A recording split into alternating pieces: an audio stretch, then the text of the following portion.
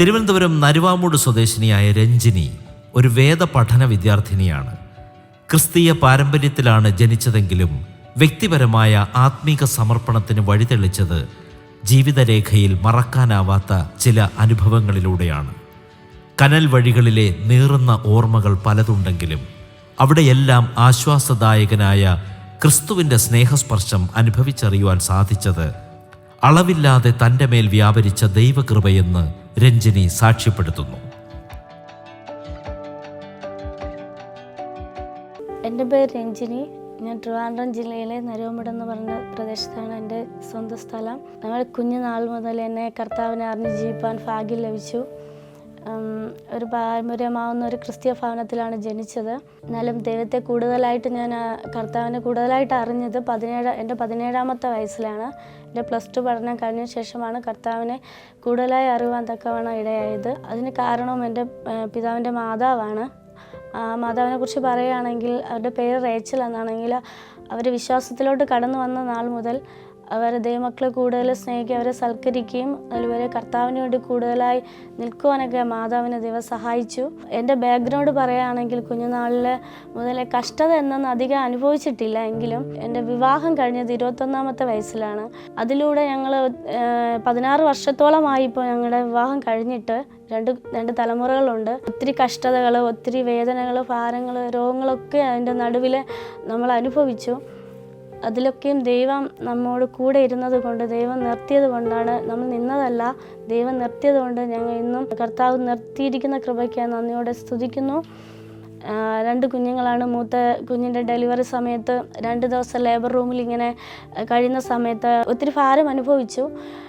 ആ സമയത്തൊക്കെ ആരുമില്ലാതിരുന്ന ആ സമയത്ത് ദൈവം അതിനോട് സംസാരിച്ച എൻ്റെ ഉള്ളിലുള്ളവൻ ലോകത്തിലുള്ളവനേക്കാളും വലിയവനാകുന്നു എന്നുള്ള ഒരു വചനം എൻ്റെ ഉള്ളിൽ തന്ന് ദൈവം ബലപ്പെടുത്തി.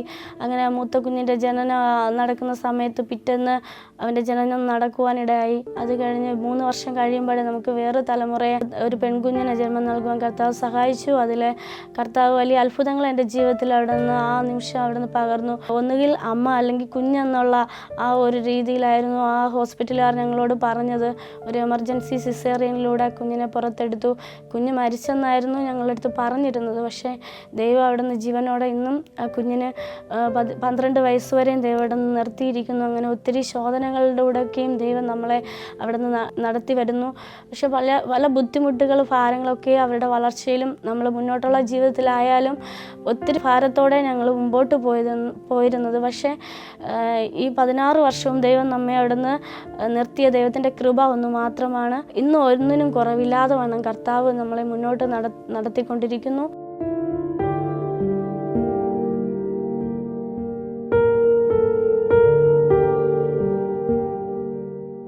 അതുപോലെ തന്നെ എൻ്റെ മൂത്ത മകൻ ഫിന്നി സാം എന്നാണ് മകൻ്റെ പേര്. 15 വയസ്സുണ്ട് എൻ്റെ മകന്. 1.5 വയസ്സായ സമയത്ത് എൻ്റെ കുഞ്ഞിനെ പോളിയോ എടുക്കാൻ ഇങ്ങനെ കൊണ്ടുപോയി. അത് കഴിഞ്ഞ് വീട്ടിൽ കൊണ്ടുവന്ന സമയത്ത് നന്നായിട്ട് പനി ഉണ്ടാവുകയും കുടുംബ പ്രാർത്ഥനയ്ക്ക് വേണ്ടി ഞങ്ങളിങ്ങനെ ഇരുന്ന സമയത്താണ് കുഞ്ഞിന് ഫിക്സ് വന്നത്. അങ്ങനെ ഞങ്ങൾ ഉടനെ തന്നെ കുഞ്ഞിനെ അടുത്തുള്ള ഹോസ്പിറ്റലിൽ കൊണ്ടുപോയി. അവർ നേരെ മെഡിക്കൽ കോളേജ് SITയിൽ അവിടെ നിന്ന് റെഫർ ചെയ്തു. അവിടുത്തെ ICUവിലാക്കി. ആ ഫിക്സ് വന്നത് അവന് തുടർച്ചയായിട്ട് 5 വയസ്സ് വരെ അങ്ങനെ ആ ഫിക്സ് എന്ന് പറയുന്ന സംഭവം, പനി വന്നു കഴിഞ്ഞാൽ 2 ദിവസം ഇങ്ങനെ നല്ല പനിയും ഉണ്ടാവും. അതിനിടയ്ക്ക് ഫിക്സ് വരാനും സാധ്യതയുണ്ട്. അങ്ങനെ തുടർച്ചയായിട്ട് അവന് 5 തവണ ആ ഫിക്സ് വരുവാനിടയായി. അപ്പോൾ ഡോക്ടർ പറഞ്ഞു ബ്രെയിനിന് ഇച്ചിരി പ്രോബ്ലമാണ്, ഇതിൻ്റെ മെഡിസിനൊക്കെ കഴിക്കുന്നത് കൊണ്ട് പ്രോബ്ലം ആണെന്നൊക്കെ പറഞ്ഞു. പക്ഷേ സ്വർഗസ്ഥനായ ദൈവം അവനെ നല്ല പഠിക്കാനൊക്കെ നല്ല കഴിവുള്ള ഒരു കുഞ്ഞാക്കി തന്നെ ദൈവം നിർത്തിയിരിക്കുന്നു. അതും ദൈവത്തിൻ്റെ കൃപയാ. 2 കുഞ്ഞുങ്ങളെയും ദൈവം നമുക്ക് തന്നത് വലിയൊരു അത്ഭുതമാണ്. അവരുടേതായ കഴിവുകളൊക്കെയും ദൈവത്തിന് വേണ്ടി പ്രയോജനപ്പെടുത്തിക്കൊണ്ടിരിക്കുന്നു. അതുപോലെ തന്നെ ഇളയ കുഞ്ഞായാലും ശ്വാസമുട്ടലിൻ്റെ അസ്വസ്ഥതയിലൊക്കെ വളരെ ഭാരപ്പെട്ട ദിവസങ്ങളുണ്ട്. അതൊക്കെ നമ്മൾ വേറെ ആരും ഞങ്ങളോട് കൂടെ ഇല്ലെങ്കിലും ദൈവത്തിൻ്റെ വലിയ ഒരു സാന്നിധ്യവും കൃപയും നമ്മളോട് കൂടെ ആ സമയങ്ങളിലൊക്കെ ഉണ്ടായിരുന്നു. കുഞ്ഞുനാളിൽ എനിക്ക് ശ്വാസമുട്ടലിൻ്റെതായ വളരെയധികം അസ്വസ്ഥയും ഭാരങ്ങളൊക്കെയും എൻ്റെ ജീവിതത്തിലും ഉണ്ടായിരുന്നു. എങ്കിലും എൻ്റെ ഞാൻ പറഞ്ഞ പിതാവിൻ്റെ മാതാവിൻ്റെ പ്രാർത്ഥനയുടെ ഫലമായി അവർ ദൈവത്തോട് പറഞ്ഞത് പ്രകാരം എനിക്ക് ആ അസുഖം ആ നിമിഷം തന്നെ അത് എടുത്തു മാറ്റിയെന്ന് പറഞ്ഞാൽ എൻ്റെ മാതാപിതാക്കളിലൂടെ കേൾക്കുവാനൊക്കെ ഇടയായി. അത് കഴിഞ്ഞ് അങ്ങനെ ഇരിക്കുമ്പോൾ 8 വയസ്സൊക്കെ ആയ സമയത്ത് എൻ്റെ കൈയുടെ ഭാഗത്തൊരു മുഴ ഇങ്ങനെ വരുവാനിടയായി തീർന്നു. അങ്ങനെ ജനറൽ ഹോസ്പിറ്റലിൽ കൊണ്ട് കാണിച്ചു. അവരെന്നെ അവിടെ അഡ്മിറ്റാക്കി. അങ്ങനെ ഓപ്പറേഷൻ ചെയ്യണതിൻ്റെ തലേ ദിവസം ഇങ്ങനെ അതുപോലെ എൻ്റെ ക്ലാസ്സിൽ പഠിക്കുന്ന വേറൊരു സ്റ്റുഡൻറ്റിന് ഇതുപോലെ ഇതേ സെയിം ഓപ്പറേഷൻ അവന് കഴിഞ്ഞ് എൻ്റെ അടുത്ത് വന്ന് ഇങ്ങനെ പറഞ്ഞു, ഇങ്ങനെ എനിക്ക് ഓപ്പറേഷൻ കഴിഞ്ഞു ആ കൈയുടെ ഭാഗത്ത്. അങ്ങനെ എന്നെ നോക്കുന്ന ആ ഡോക്ടർ ഈ ഓപ്പറേഷൻ്റെ തലേ ദിവസം ഇത്ര ടൈമിലാണ് ഈ ഓപ്പറേഷൻ നടക്കുന്നതെന്ന് പറയാൻ വേണ്ടി റൗണ്ട്സിന് വന്ന സമയത്ത് ആ ഡോക്ടർ ഇങ്ങനെ കൈയുടെ ഭാഗത്ത് നോക്കിയപ്പോൾ മുഴ കാണുവാനില്ല.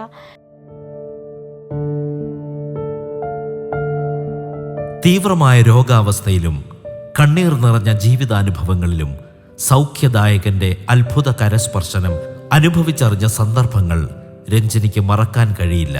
ദിനരാത്രങ്ങളുടെ പ്രാർത്ഥനാ ശബ്ദങ്ങൾക്ക് ദൈവം മറുപടി നൽകിയ അനുഗ്രഹീത നിമിഷങ്ങൾ.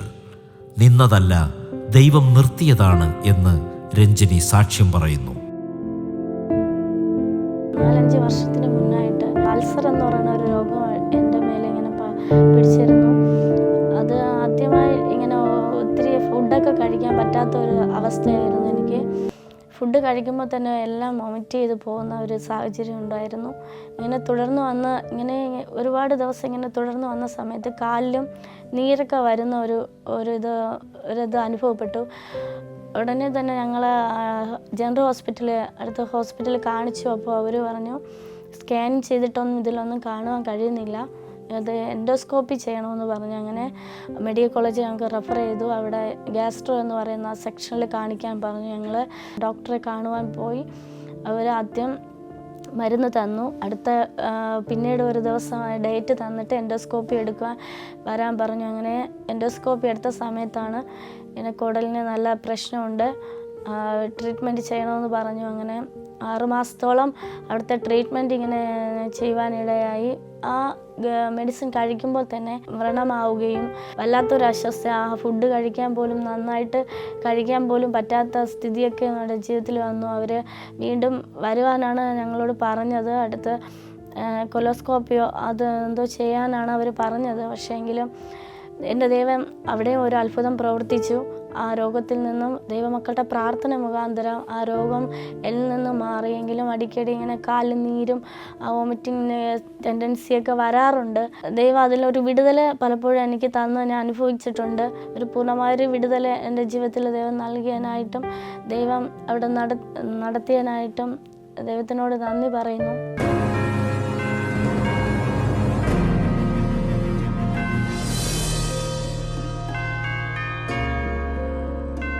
എൻ്റെ 17ാമത്തെ വയസ്സിലാണ്, ഞാൻ നേരത്തെ പറഞ്ഞതുപോലെ എൻ്റെ 17ാമത്തെ വയസ്സിലാണ് ഞാൻ പൂർണ്ണമായി ക്രിസ്തുവിനോട് അടുക്കുവാൻ ദൈവം എന്നോട് ഇടപെട്ടതായ കാര്യങ്ങൾ. ഞാൻ കുഞ്ഞുനാളിലെ ഞാനിങ്ങനെ ഒരു ദൈവിക ഭവനത്തിലാണ് വളർന്നതെങ്കിലും കൂടുതലായിട്ട് ദൈവത്തോട് അടുക്കുവാനോ കർത്താവിനോട് അടുക്കുവാനോ ഒന്നും അടിയാൻ സാധിച്ചിട്ടില്ല.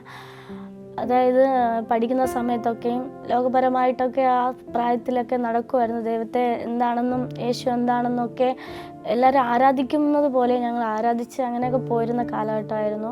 പക്ഷേ 17ാമത്തെ വയസ്സിലാണ് ഞാൻ യേശുവിനെ സ്വന്തം രക്ഷിതാവായി സ്വീകരിക്കുന്നതും.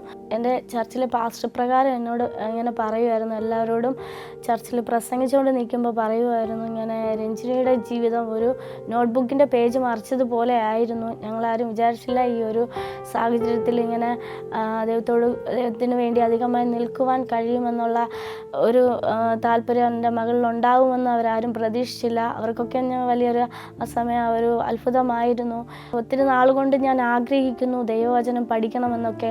2 മാസമായിട്ട് ഞാൻ ഇവിടെ ഹെബ്രോൺ ചർച്ച് ഓഫ് ഗോഡ് പട്ടം എന്ന് പറയുന്ന ആ ചർച്ചിൽ ഞാൻ 2 മാസമായി ഞാൻ 3 വർഷത്തെ കോഴ്സ് പഠിക്കുവാനായിട്ട് പോവുകയാണ്. അതിലൂടെ ദൈവിക കാര്യങ്ങളൊക്കെ ഒരുപാട് അടിയന് ദൈവവചനത്തിൻ്റെതായ ഒത്തിരി കാര്യാദികളൊക്കെ ഗ്രഹിപ്പാനൊക്കെ അടിയന് മനസ്സിലാവുന്നുണ്ട്. കർത്താവ് എന്നിലൂടെ ആഗ്രഹിക്കുന്നതെന്ന് എനിക്കറിയില്ല, എങ്കിലും ദൈവത്തിൻ്റെ ഒരു പഠിക്കുവാനായിട്ട് ദൈവം എനിക്ക് ആ സാഹചര്യം മുഖാന്തരങ്ങൾ ഒത്തിരി സമയം ഉണ്ടായിരുന്നിട്ടും ദൈവം ഈ സമയത്താണ് എനിക്ക് ഇങ്ങനെ ഈ ഒരു അവസരം ദൈവം ഒരുക്കി തന്നത്. അതുപോലെ തന്നെ എന്നോട് ദൈവവചനം സംസാരിച്ച യോശുവ 1-ാം അധ്യായം അതിൻ്റെ 5-ാം വാക്യം, ഒരു മനുഷ്യനും എൻ്റെ നേരെ നിൽക്കയില്ല, ഞാൻ നിന്നോട് കൂടെ ഇരിക്കും, നീ ഭയപ്പെടേണ്ട, ഭ്രമിച്ചു നോക്കേണ്ട. പല സാഹചര്യത്തിലും കർത്താവ് എന്നോട് ഏകനായിരുന്ന സമയത്തൊക്കെയും കർത്താവ് എന്നോട് സംസാരിച്ചതായ വിഷയം ഒരു വചനമാണത്. എൻ്റെ ഒരു മെൻറ്റാലിറ്റി എന്ന് വെച്ച് കഴിഞ്ഞാൽ പാരമ്പര്യങ്ങളെ പിന്തുടരുന്നത് എനിക്ക് അത് ഇഷ്ടമില്ലാത്ത കാര്യമാണ്. ആ പാരമ്പര്യങ്ങളൊക്കെ വെട്ടുവാനുള്ള അതല്ല, പാരമ്പര്യങ്ങളെയൊക്കെ മറികടന്ന് പോകാനുള്ള ഒരു ദൈവകൃപ ദൈവം എനിക്ക് തന്നിട്ടുണ്ട്. ഞാൻ അതിൽ പിന്തുടരുവാൻ ഉദ്ദേശിക്കുന്ന ഒരാളല്ല. അതുകൊണ്ടായിരിക്കും ദൈവം എനിക്ക് ആ ഒരു വചനം എൻ്റെ ഉള്ളിൽ തന്നത്. യോശുവയോട് ദൈവം പറഞ്ഞതുപോലെ, എൻ്റെ ജീവകാലത്തൊരിക്കലും ഒരു മനുഷ്യനും എൻ്റെ നേരെ നിൽക്കയില്ല, നീ ഭയപ്പെടേണ്ട, നീ ഭ്രമിച്ച് നോക്കേണ്ടെന്ന് ആ ഒരു വാഗ്ദത്തം വചനം എനിക്ക് തന്നു. വിവാഹം കഴിഞ്ഞു പോയത് ഒരു ക്രിസ്തീയ ഭവനത്തിലാണ്. അവിടെയും അവരുടെ പപ്പയും അമ്മയും വളരെ ദൈവത്തോടു കൂടി ചേർന്ന് നിൽക്കുന്ന ഒരു കുടുംബമാണ്. അവരുടെ സഹോദരങ്ങളായാലും അതും എനിക്ക് എൻ്റെ ആത്മീയ ജീവിതത്തിന് വളരെ പ്രചോദനമായിരുന്നു. എൻ്റെ ഭവനത്തെ ഞാൻ പറയുകയാണെങ്കിൽ എൻ്റെ പപ്പയും അമ്മയും ആത്മീയമാകുന്ന ലെവലിൽ അത്ര ഞങ്ങളോട് കൂടുതൽ അങ്ങനെ ആത്മീയപരമായിട്ടൊന്നും ഞങ്ങളോട് അങ്ങനെ കൂടുതൽ കാര്യങ്ങൾ പറഞ്ഞു തന്നിട്ടില്ല. എങ്കിലും പപ്പയുടെ മാതാവാണ് ഞങ്ങൾക്കൊരു പ്രചോദനമായി തീർന്നത്. അതുപോലെ എൻ്റെ അമ്മയുടെ മാതാവും അവരും നല്ല പ്രാർത്ഥിക്കുന്ന ഒരു വ്യക്തിയായിരുന്നു. അവരുടെ ആ പ്രചോദനവും അവരുടേതായ ആ വിശ്വാസവും അവരുടേതായ പ്രാർത്ഥനയും മുഖാന്തരമാണ് നമ്മൾ തലമുറകൾ 3 പേരിപ്പം ദൈവത്തിൻ്റെ സന്നിധിയിൽ കർത്താവിൻ്റെ ശുശ്രൂഷയോട് ചേർന്ന് നിൽപ്പാൻ ദൈവം നമ്മെ ഇടയാക്കിയത്. ഒത്തിരി മരണത്തിൻ്റെതായ പാതകൾ ഞങ്ങളുടെ ജീവിതത്തിൽ ഉണ്ടായിട്ടുണ്ട്. എനിക്ക് ഇടയ്ക്ക് ഒരു ആക്സിഡൻറ്റ് സംഭവിച്ചു. കഴക്കൂട്ടത്തിൻ്റെ പ്രദേശത്ത് വെച്ചിട്ട് ഇങ്ങനെ ഒരു ബൈക്ക് വന്ന് ഞങ്ങളുടെ വാഹനത്തെ ഇങ്ങനെ തട്ടി.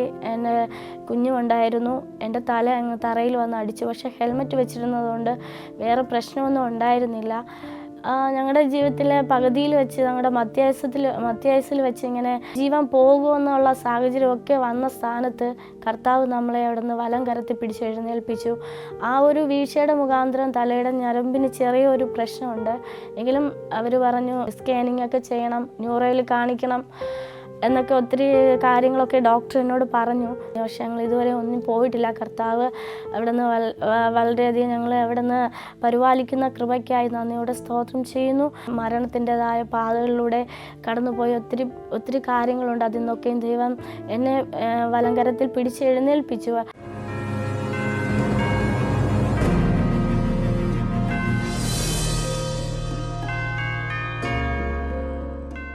അപ്പോൾ നിങ്ങൾ കേട്ടുകൊണ്ടിരിക്കുന്ന നിങ്ങളായാലും നിങ്ങളുടെ ജീവിതത്തെ ദൈവത്തിൻ്റെ കയ്യിൽ പരമേൽപ്പിച്ചു കഴിഞ്ഞാൽ ദൈവം തന്നെ നിങ്ങളെ നടത്തും. ദൈവത്തിന് നിങ്ങൾ മുൻസ്ഥാനം കൊടുത്തു കഴിഞ്ഞാൽ ദൈവം നിങ്ങളുടെ വഴികളെ വിജയകരമാക്കി മാറ്റുമെന്ന് ഉള്ള ഉറപ്പാണ് എൻ്റെ ഒരു ചെറിയൊരു ജീവിതാനുഭവത്തിലൂടെ ഞാൻ നിങ്ങളോട് പങ്കുവെച്ചത്. കർത്താവ് നമ്മുടെ ജീവിതത്തിൽ ഇല്ലാതെ ഞങ്ങളുടെ ജീവിതത്തിൽ ഒരു കാര്യവും നടന്നിട്ടില്ല. നമ്മുടെ ഏത് വിജയമായാലും ഏതൊരു കാര്യമായാലും അതിൻ്റെ പിന്നിലൊക്കെയും ദൈവത്തിൻ്റെ വലിയ പദ്ധതി, ദൈവത്തിൻ്റെ വലിയ കരം അവിടെ നിന്ന് പ്രവർത്തിച്ചിട്ടുണ്ട്. ഉദാഹരണം പറയുന്നത്, എൻ്റെ കുഞ്ഞുങ്ങളുടെ പഠനമായാലും ഞങ്ങൾ ഒത്തിരി വിഷമിക്കുന്ന ഒരു കാര്യങ്ങൾ, അവരുടേതായ ബുദ്ധിമുട്ടുകൾ നമ്മളെ സ്കൂൾ തുറക്കുന്ന സമയത്തൊക്കെയും ദൈവം ഞങ്ങൾക്ക് വേണ്ടി കരുതുന്ന വിധങ്ങളെ ഓർത്തു കഴിഞ്ഞാൽ പലപ്പോഴും ദൈവത്തിന് നന്ദി പറയാതിരിക്കാൻ കഴിഞ്ഞിട്ടില്ല. തലേദിവസം വരെ നമ്മുടെ കയ്യിൽ ഒരു കാശ് നമ്മുടെ കാണത്തില്ല. പക്ഷെ എങ്കിലും പിറ്റേന്ന് ആ സമയമാകുമ്പോൾ നമ്മുടെ കയ്യിൽ കർത്താവ് കൈ നിറയെ കാശ് തരുന്ന പല അനുഭവങ്ങളും നമ്മുടെ ജീവിതത്തിൽ ഉണ്ടായിട്ടുണ്ട്.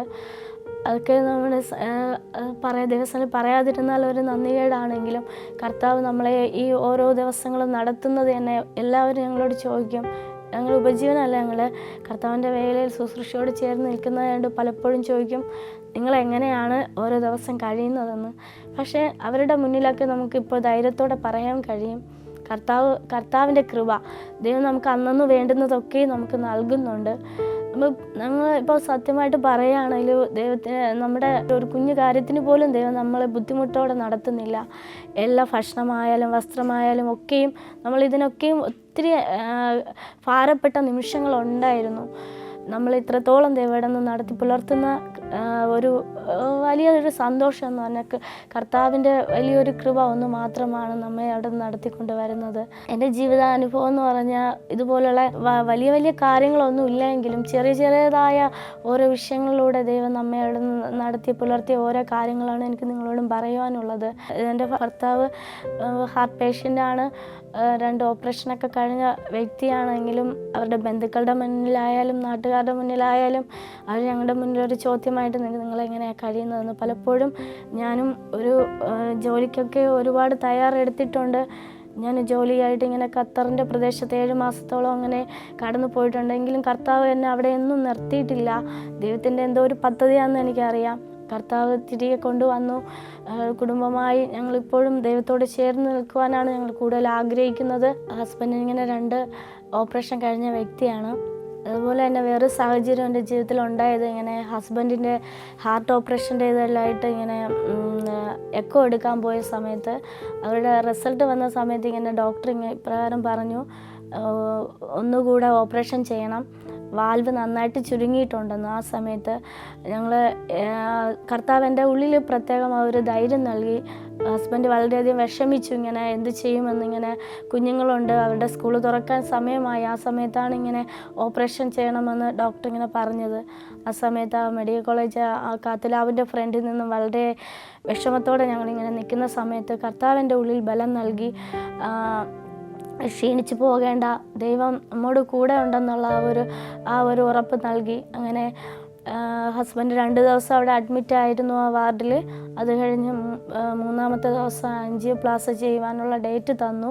ഞങ്ങൾ ഓപ്പറേഷൻ തിയേറ്ററിൽ കടന്നു പോകുന്ന സമയത്ത് ഹസ്ബൻഡ് ഒത്തിരി ഭാരപ്പെട്ടു, ഇങ്ങനെ വീണ്ടും ഇങ്ങനെ ഓപ്പറേഷൻ ചെയ്യുന്നെന്നുള്ളത് ഓർത്തിട്ട്.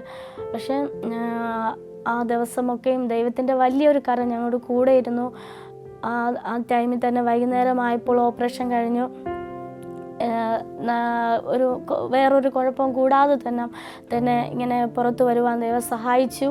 ആ ടൈമിലൊക്കെയും ഞങ്ങൾ വളരെ ഭാരത്തോടെ പ്രയാസത്തോടെ ഞങ്ങൾ പുറത്തിങ്ങനെ കാത്തു നിൽക്കുമ്പോഴായിരുന്നു ഇങ്ങനെ മണിക്കൂറുകൾ കഴിഞ്ഞ ശേഷം ഓപ്പറേഷൻ കഴിഞ്ഞ് വേറെ ICUലോട്ട് മാറ്റിയത്. ആ സമയത്ത് ഓപ്പറേഷൻ വേണമെന്ന് പറഞ്ഞ സമയത്ത് തന്നെ നമ്മുടെ കയ്യിൽ കാശൊന്നും അങ്ങനെ എടുക്കുവാനില്ലായിരുന്നു. അപ്പോൾ വളരെ ഭാരപ്പെട്ടു. പക്ഷേ അവിടെയും കർത്താവ് അത്ഭുതം പ്രവർത്തിച്ച് നമ്മുടെ കരത്തിൽ കാശ് നൽകുകയും ആ ഓപ്പറേഷൻ നല്ല ഭംഗിയായി നടക്കുവാനും ഒക്കെ ദൈവം സഹായിച്ചു. അത് കഴിഞ്ഞ് വീണ്ടും ഇങ്ങനെ ചെക്കപ്പിനൊക്കെ കടന്നു പോയ സമയത്ത് ഡോക്ടർ പറയുമായിരുന്നു ഇങ്ങനെ വീണ്ടും ഒരു ഓപ്പറേഷൻ ഇങ്ങനെ 5 വർഷം കഴിഞ്ഞ ശേഷം ചെയ്യണമെന്ന്. പക്ഷേ ദൈവത്തിൻ്റെ കൃപയാൽ ഞാൻ പറയട്ടെ, ഇന്ന് വരെയും 7-8 വർഷമായി ഇന്ന് വരെയും ഒരു പ്രശ്നം കൂടാതെ വണ്ണം ഈ ഇടയ്ക്ക് ചെക്കപ്പ് നടത്തിയപ്പോഴും എക്കോയിലും ECGയിലൊന്നും ഒരു പ്രശ്നം കൂടാതെ ദൈവം അവിടെ നിന്ന് നടത്തുന്നു. അതുപോലെ എനിക്ക് ദൈവസേനയിൽ ഞങ്ങളെ അവിടെ നിന്ന് നടത്തിയത് ദൈവത്തിൻ്റെ കരമാണെന്ന് ഞാൻ എപ്പോഴും പറയുന്നുണ്ട്. കേൾക്കുന്ന നിങ്ങൾക്കായാലും മനസ്സിലാവും, നിങ്ങൾക്ക് ഒത്തിരി അനുഭവങ്ങൾ കാണും. കർത്താവ് ഓരോ ദിവസവും നമ്മളെ നടത്തുന്നത് ദൈവകൃപയിൽ ആയിരിക്കുന്ന, അതിലൂടെ ദൈവത്തിൻ്റെ പ്രവൃത്തി കാണുവാൻ ആഗ്രഹിക്കുന്ന ദൈവമക്കളാണെങ്കിൽ ദൈവം നിങ്ങളുടെ ജീവിതത്തിൽ വളരെയധികം വിടുതലുകളും ഈ ദിവസങ്ങളിൽ ദൈവം നിങ്ങൾക്കും അയക്കുമാറാട്ടെ. എന്നെ കാണുന്ന പ്രിയ ദൈവമക്കളെ, നിങ്ങൾക്കും ദൈവം അവിടെ നിന്ന് കർത്താവിൻ്റെ വിടുതലുകൾ പ്രാവശ്യമെടുപ്പാനും ദൈവത്തിൻ്റെ മഹത്വം കാണുവാനൊക്കെയും കർത്താവ് നിങ്ങളേവരെയും അതിനിടയാകട്ടെ എന്ന്.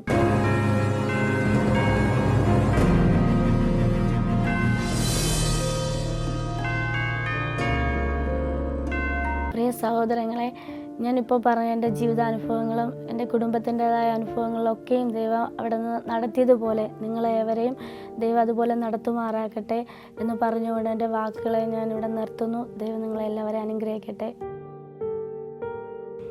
ജീവിത പ്രതിസന്ധികളിൽ മനസ്സ് തകർന്നു പോകുന്നവർക്ക് രഞ്ജിനിയുടെ വാക്കുകൾ ആശ്വാസമാകട്ടെ. ഹൃദയം നുറുങ്ങിയവർക്ക് യഹോവ സമീപസ്ഥൻ, മനസ്സ് തകർന്നവരെ അവൻ രക്ഷിക്കുന്നു എന്ന ബൈബിൾ വചനം അന്വർത്ഥമാവുകയാണ് രഞ്ജിനിയുടെ അനുഭവങ്ങളിലൂടെ. ദൈവം വിശ്വസ്തൻ, നമ്മെയും ജീവപര്യന്തം വഴി നടത്തുവാൻ ശക്തനായ ദൈവം. യേശു